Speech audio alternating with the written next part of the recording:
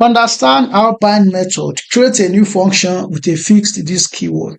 In this example, we will take a method from one object and permanently attach it to another object using the bind method to create the example that you can see on my screen. There are 6 steps involved. Step 1, we will create the first object and inside it add a method. So step 2, we are going to create the second object that will have data only. Then step 3, we will use the bind method, which is the most important line. In step 4, we will create a new function. Step 5, we will lock this. Step 6, then we will make a call to the function. Here I am with my boilerplate code, and basically what we are here to do is we want to see how you can borrow method with the bind method in JavaScript.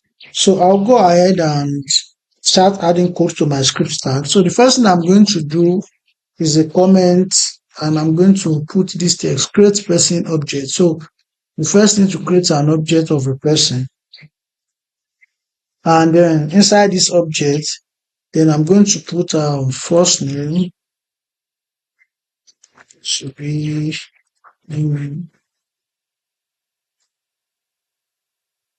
last name. Smith is okay for me.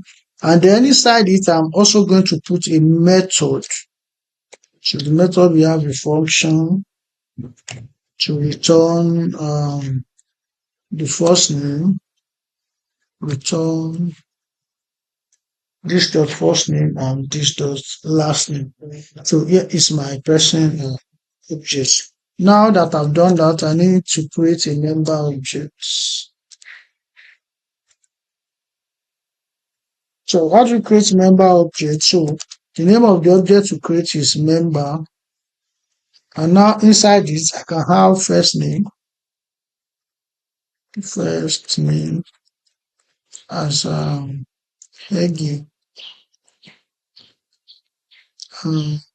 last name as Nielsen. Now that I have this, what do I want to do? This is where the method we are talking about comes into play.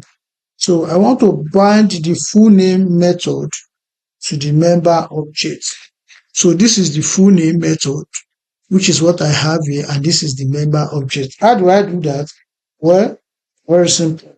So let's say let's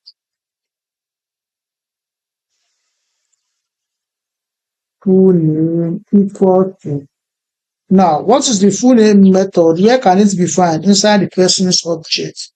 So I need the object name to be able to access the method inside of it, and then I can now bind in the member objects. So if you look at what I have here, if I want to see the output on the screen, I just use the usual document.getElement by ID, and outside I can now call the full name function. Don't forget that bind method don't always run immediately, it always run later. So it needs to be called before it will now later run and give you the correct output. So you can see that from here we have the first object that contains the method, then we create second object with data only. Then we use bind, which is the most important line. Then we now create a new function called full name. And inside the full name is where we lock this key, this dot first name, this keyword rather, and this dot last name. So this is where this keyword is being locked. And here we are calling the function to give us the output that you can see on the screen. So basically, the method exists in one object, and then another object has similar data. So we now use bind to connect them, which creates a new function, and then fix this keyword, and then the function now runs later when we call it. So the this keyword permanently always refers to member, which happens to be the member object that we have here. And the method borrowing allows us to reuse logic from another object. You can see that the logic that we have here, we're able to reuse it on the member object. And immediately we call this, then it runs and give us the output. With bind method, we can take a method from one object and attach it to another object permanently. It returns a new function where this is fixed, allowing us to reuse logic in a flexible way. Now, what do you think is going to happen if we change member? For example, let's say we change the name to something like this.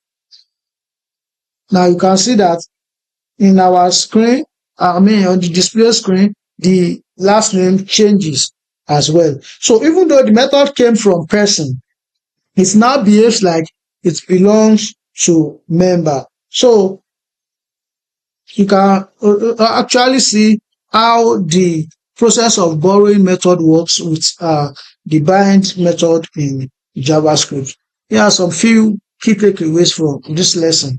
The bind method creates a new function which we were able to see in this part of the code, and then it permanently sets this to whatever object it's being bind to, and it also allow method borrowing. We're able to borrow the method inside this person object and bind it with the member object. It does not execute immediately, and you can see that this line didn't execute until it was being called, and this makes it useful for reusable logic.